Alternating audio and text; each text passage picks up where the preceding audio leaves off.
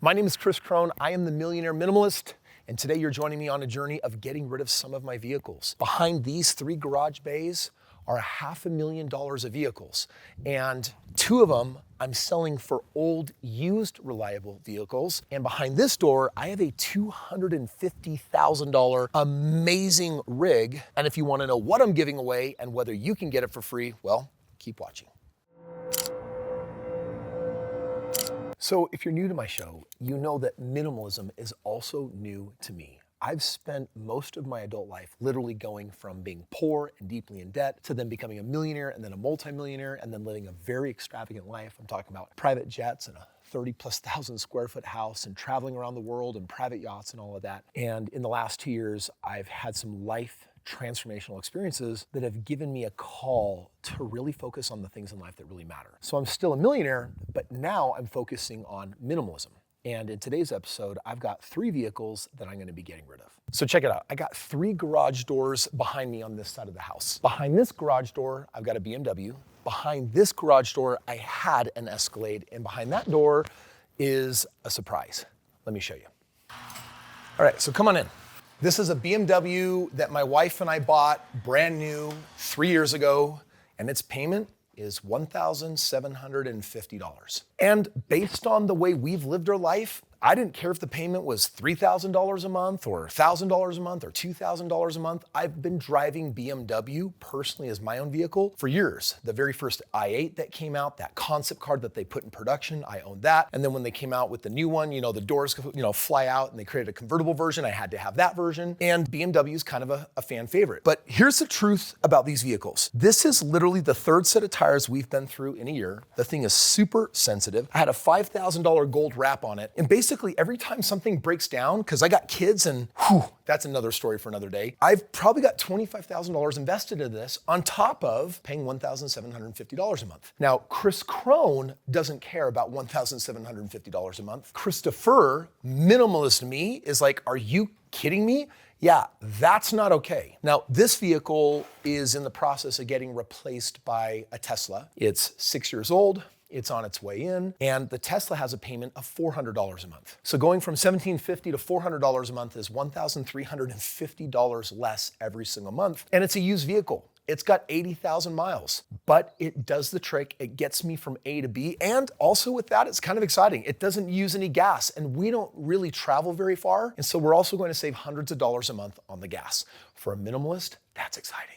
Now, normally what sits in this bay is not my assistant's Tesla, because they've got a charging station here and whatnot. We'll have our own Tesla in here, but this is where I, 3 years ago, bought a brand new Cadillac Escalade. Also has a payment of $1,750 a month. It's been a great vehicle because the bottom line, what I needed was an 8-seater, but what I cared about was status. What I cared about was luxury. You see, when I moved into this house almost 7 years ago, my wife drove a Honda Pilot. And if I'm being honest with you, I was embarrassed. I was like, I live in this beautiful multi-million-dollar house and my wife is driving a Honda Pilot. And I begged her, can we get an Escalade? Can we get something nicer? My wife at heart is definitely naturally a minimalist, but for me, ego, significance, brand, there was a lot of things that were saying, I got the money, why not have the really nice stuff? It's weird though, because if I go back in time and start calculating the millions of dollars that I've spent just to enjoy luxury, it's kind of crazy. I look back now and what minimalist Christopher cares about are the things that we did that created unforgettable memories. Like, I don't want you to get the idea here that I'm saying money is bad and money is wrong, because I actually don't feel that way at all. I feel like we have a responsibility to make our money work for us so that we're intelligent stewards of it and that we live in abundance. Like, I think about a trip that I took a couple years ago that was like my favorite family trip. We took my private jet down to the Galapagos Islands, and from there we rented and chartered a private yacht. This was like a 160-foot yacht with private crew, a naturalist. And that week we went from island to island to island, all uninhabited. We got to experience as a family the wildlife. The crew took us out. We did some of the craziest stuff. Like, we got to swim with a school of hundreds of sea turtles. My family loved it. That was a 6-figure trip. The memories are priceless. So I don't mind spending money on the things that build world-class memories. But outside of that, I've spent a lot of money on things that didn't really create memories. So what's happening later today is the Escalade got sold yesterday, and my wife has a mystery SUV that's showing up. I don't know what it is. She said, hey, I'm going to the dealership. I'm gonna try something out. And I'm like, she's like, do you wanna come with me? I'm like, I actually don't care to, like, just take care of it. My criteria are very simple. It's gotta be able to seat 7 or 8 people for our larger family. We've gotta be able to have 4-wheel drive because of the mountains, and then buy it used, buy it on value, get a discount on it. And so we'll see what she does. And the third vehicle that I'm getting rid of is my custom 6x6 Jeep called the Apocalypse. Come here, I wanna show you this bad boy. Check out these tires. There are 6 of them. I bought this as a brand new Gladiator. They chopped the back off, they extended it, they added the wheels. So it's 4-wheel drive, but we should probably call it 6-wheel drive. And the thing is totally decked out and custom, but right out of the gate, you've got to notice right here, this is a 50 caliber Modus. I have shot this off the top in the desert, Halo style. And then this $250,000 vehicle, it did qualify for a government tax write-off, so I didn't have to pay 40% of that to the government. Basically saved me $100 and something thousand. But did I need to spend $250,000? I didn't. This thing is custom from top to bottom. It's beautiful. And here's what's wild. This beast, I'm not gonna sell it. I'm giving it away. Your whole life.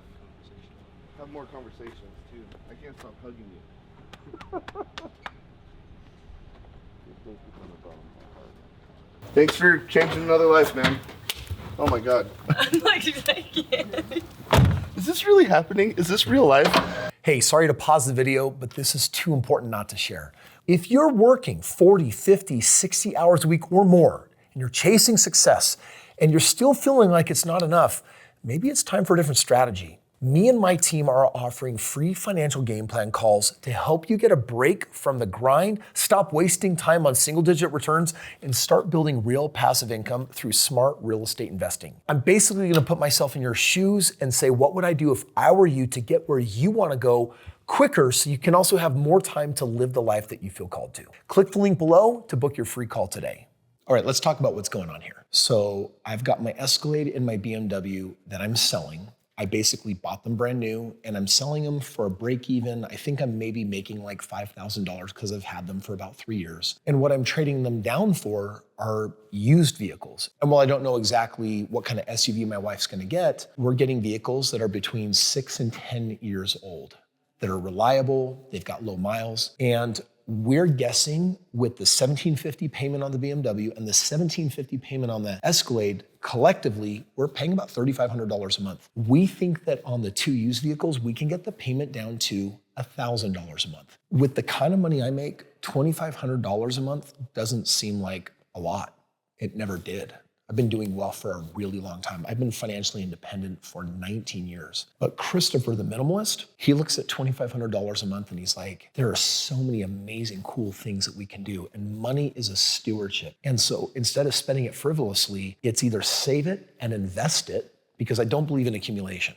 There's a reason why I have loans on those vehicles. I could just pay them off and I'm gonna get some backlash. People are gonna watch and be like, dude, like these are used vehicles for $25,000, $30,000. Why aren't you just writing a check and paying them off? And the answer is because as a millionaire minimalist, I am not an accumulator minimalist. I'm a millionaire minimalist. I'm an investor minimalist, which means that I want my money to work for me. So I can basically put loans on those 2 vehicles at, call it 5%, and I can lend it in real estate earning 60%. That's a 55% delta. That means that my money is now responsibly going into the marketplace, and as a wise steward of the money, I'm getting the money to perform for me.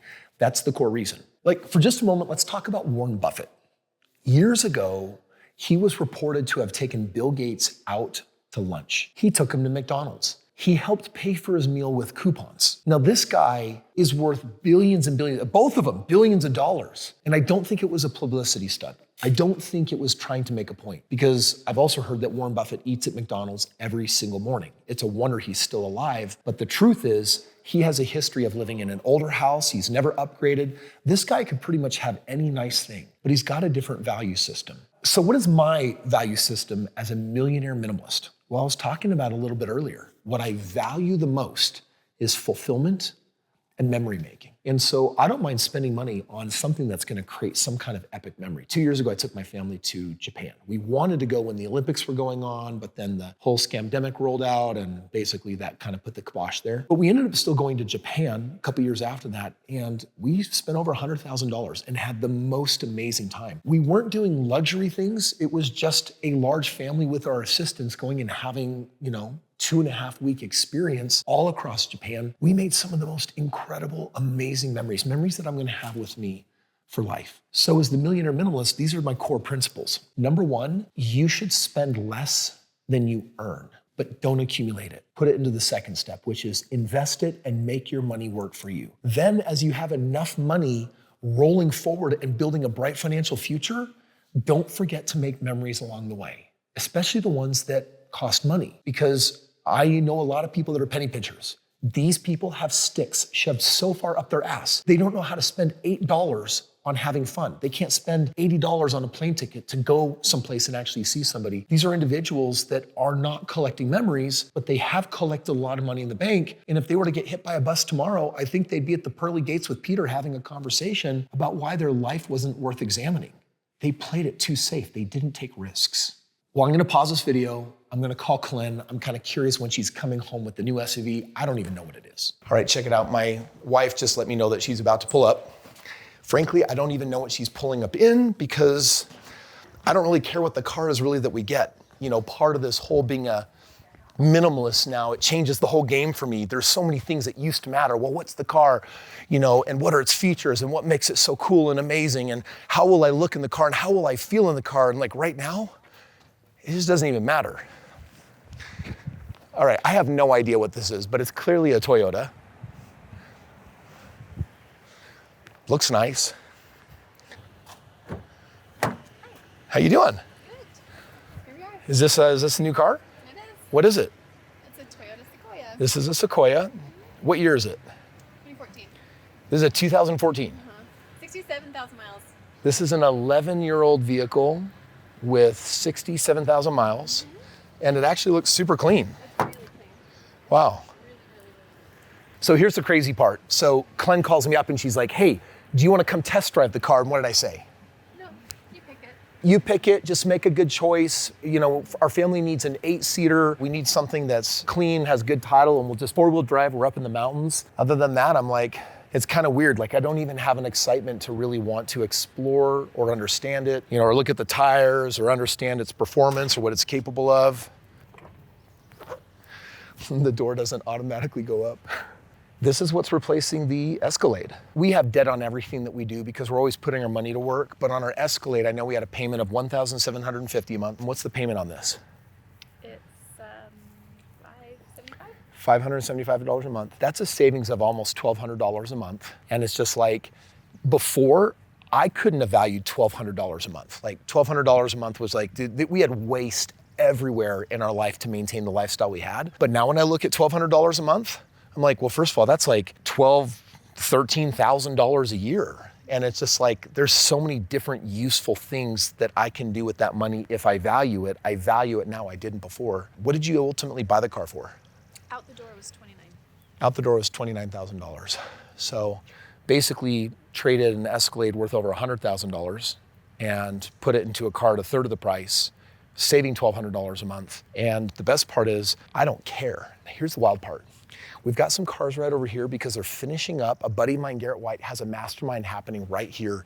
He's got 50 guys that paid, I think, $100,000 to be a part of this thing each. And sitting yesterday with them and told them that I was trading my Escalade for an older car. I was trading, my BMW just took off. We're literally shipping that out today and we're trading it for, I think, a 6-year-old used Tesla. And it's weird, like between both cars, we'll save probably around $2,500 a month. And it just feels like a monkey off my back. Now, I could have bought the car cash, but right now, I believe in preserving cash because I'm not Dave Ramsey. I'm preserving this cash for investing because I expect my money to have performance. And if all it does is sit in something that's paid off, that might save me 5 or 6 or 7% interest on a loan, whatever the loan is on this thing. But I know how to put that in real estate and earn 60% a year on my money. So for me, it really doesn't make sense necessarily to pay things off Instead, I want my money to perform. And that's part of the millionaire minimalist philosophy that I'm stepping into, is I'm trading all of this stuff for a simpler lifestyle, a much less expensive lifestyle, and learning to get grounded in the things that matter.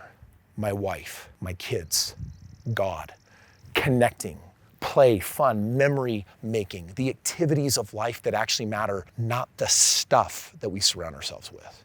It is so weird for me to have just acquired these 2 used vehicles.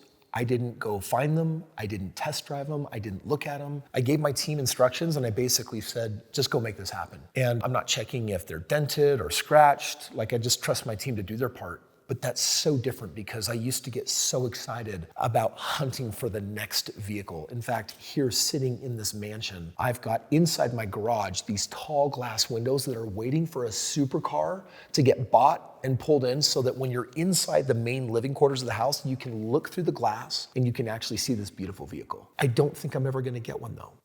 I gotta put something there. I don't know what I'm gonna put there, but that's what it was built for. It was meant to showcase, feature, a beautiful vehicle. And the truth is, I just don't value that anymore. Having personally had a near-death experience and almost witnessed my daughter die changed me fundamentally. It reorganized my priorities. And basically, I'm living every day, one day at a time, as if this is the only day that I get. And if that's true, then what need do I have to invest time, effort, and energy to acquiring things when I can't ever really fully appreciate them? Beware of excess. Look at your life. You've got these major areas of life. There's you developing yourself intellectually, in your health physically, in your relationships. You've got your finances, and you've got you and God. You look at those 5 areas of life, and in each one of them, you're either putting in the right amount of effort, not enough effort, or too much effort. Like classically, men will often put too much effort into their careers and they'll let their family languish and die on the side, or they'll starve themselves spiritually, or they won't invest in their mindset, or they won't go to the gym, and in their eating, they won't invest in their health. Take inventory of where you are in excess of your life and see if you can pull that back and put it into lack so that you create this balance, because in creating balance, you ultimately create peace. And that's really why I'm on the journey towards minimalism right now. It's a journey of peace. So why trade these really nice cars for used vehicles and less than I need? It's because there's an energy and a carrying cost physically, financially, and energetically, or even emotionally to these things. I don't need that. Having these 2 vehicles that we're acquiring right now that I've never even test driven because I just don't care is proof that I'm not going to carry the burden and the weight of those things. And that's ultimately what I'm doing here. I'm getting rid of the weight of everything so I can live freer than I've ever been before. Free as the day I was born, and naked came I into this world, and naked I'm leaving it. And along the way, I want to be free from all of the shit.